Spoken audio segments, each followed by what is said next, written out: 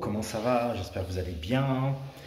Alors, je vais vous faire une petite vidéo justement sur une vidéo portrait sur des personnes que j'admire beaucoup. C'est vrai qu'on parle souvent d'entrepreneuriat, mais on ne parle pas souvent de modèles. Et comme des modèles, nous avons des modèles africains, mais il y a aussi des modèles, il existe aussi des modèles dans d'autres pays qui nous ont inspirés et qui m'ont particulièrement inspiré. Donc aujourd'hui, je vais vous parler de François Pinault. Voilà, qui est François Pinault, etc. Vraiment de manière très simple. Mais avant de démarrer cette vidéo, si vous n'êtes pas encore abonné à la chaîne, abonnez-vous. Abonnez-vous. Franchement, il y a beaucoup de vidéos qui pourraient vous intéresser. Partagez, commentez, etc. Donc, qui est François Pinault? François Pinault, bon, très peu d'Africains savent qui il est. Lorsque vous bossez un peu dans la finance, etc., ce sont des hommes d'affaires euh, très fascinants. C'est un milliardaire français. Il a été à un moment la première fortune de France. Il a été la première fortune de France à une époque.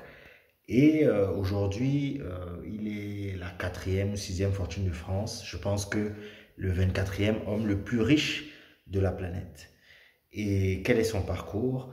Bon, déjà, il pèse dans les 60 milliards de dollars à peu près. Quel est son parcours? Ce qui est très intéressant, en fait, c'est que contrairement à son rival, parce que c'est son rival, Bernard Arnault, que certains connaissent, qui est le propriétaire de LVMH, lui n'a pas fait d'études. Bernard Arnault, lui, il a fait l'école polytechnique. Je pense que je ferai une vidéo sur lui également. Donc, François Pinault disait toujours que son seul diplôme, c'était son permis de conduire. Son seul diplôme, c'était son permis de conduire. Donc lui, il est né en France, il a grandi à Rennes essentiellement. Il a grandi à Rennes et comme je vous l'ai dit, il n'a pas fait d'études. Il n'a pas fait d'études et il s'est marié jeune et il a travaillé dans la menuiserie de son beau-père. Voilà, dans la menuiserie de son beau-père. Et un jour, son beau-père est décédé et son beau-père lui a légué justement cette menuiserie, cet atelier qui faisait du bois. Et vous vous rendez compte que à partir de là, à partir de seulement ça, il a commencé à bâtir progressivement un empire dans le bois. C'est-à-dire qu'il a développé la structure, je crois que c'était les établissements Pinault, il a développé la structure progressivement et progressivement il s'est diversifié toujours dans le bois. Il a commencé à importer du bois, il a fait différents types de bois, il a acheté des ateliers de bois, il a négocié avec beaucoup de marchands, notamment au nord de l'Europe, et il a vraiment diversifié. Il a fait du papier, de la distribution de bois, de la fabrication, bref, tout ce qui concerne l'industrie du bois.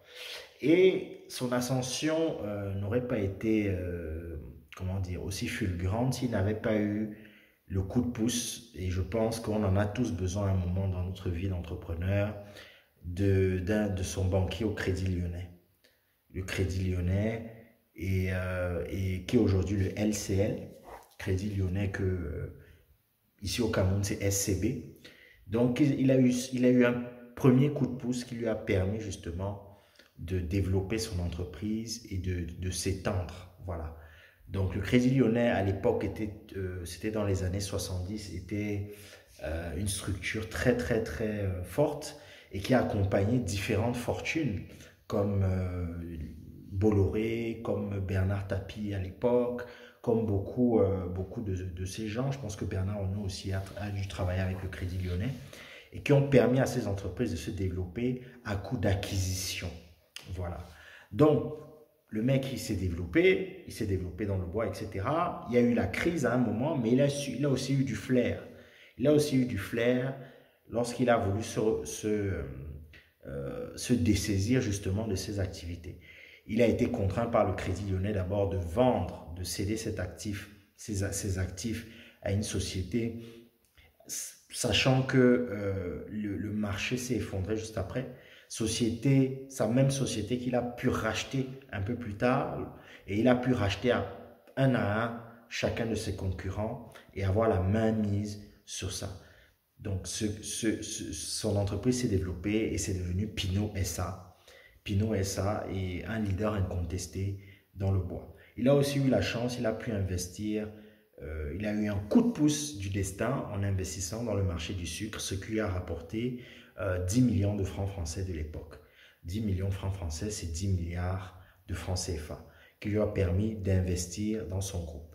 Et progressivement, il a vu l'intérêt de se lancer dans la distribution au début des années 80. Vous voyez bien qu'en tant que chef d'entreprise, vous devez vous adapter.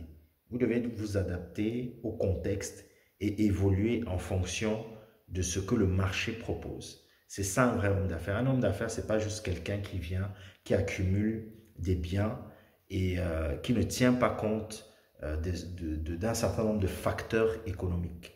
Donc, il a commencé à se lancer dans la distribution. Il est parti par où? Il a racheté la Redoute.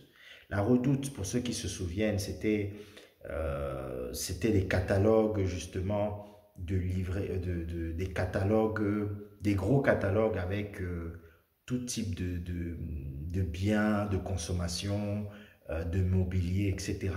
Les gens pouvaient, bon, des vêtements et tout ça, les gens pouvaient commander, c'était la vente à distance, je crois.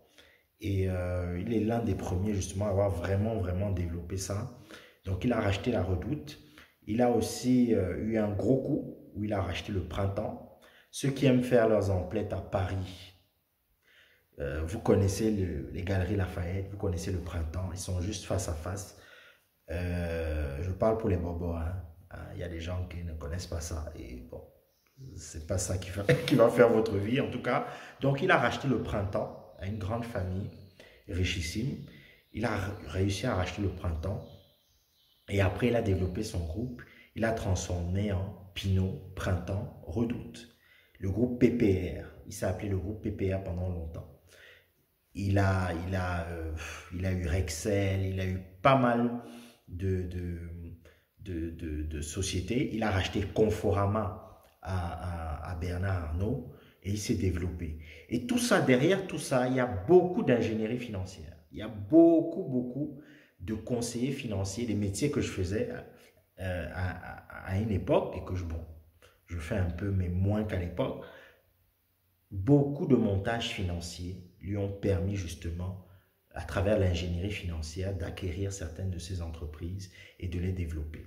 Donc, il s'est lancé, il a développé la distribution et coup d'éclat, début des années 90, voilà qui se lance dans le luxe et qui ravit la marque Gucci à Bernard Arnault. C'est-à-dire que Gucci était en vente, enfin, il a trouvé l'opportunité de racheter Gucci. Et il y a eu des batailles boursières, des batailles à travers différents holdings. Je vais vous expliquer un jour ce que c'est qu'une holding pour ceux qui ne savent pas. Et il a racheté la marque Gucci. Il a eu pris 40% du capital, il est entré au capital. Ça a foutu en rogne Bernard Arnault parce que vous savez que c'est le maître incontesté du luxe dans le monde. Et la première fortune européenne et l'une des premières mondiales. Hein. Donc, je reviendrai sur lui plus tard. Donc, il a eu Gucci et c'est comme ça qu'il a vu l'opportunité de passer de la distribution au luxe. Vous voyez que ce mec, il a commencé par le bois de manière très rudimentaire. Il allait pas à pas. Après le bois, il s'est développé dans la distribution. Après la distribution, il est entré dans le luxe. Dans le luxe, et il a racheté aussi Yves Saint Laurent, Veneta Bodeca, il a racheté Boucheron, la marque Boucheron, il avait racheté Puma, et il a cédé il y a quelques années. J'ai oublié, il avait racheté le groupe CFAO, qui lui a fait beaucoup d'argent. Le groupe CFAO appartenait à François Pinault, qu'il a cédé plus tard.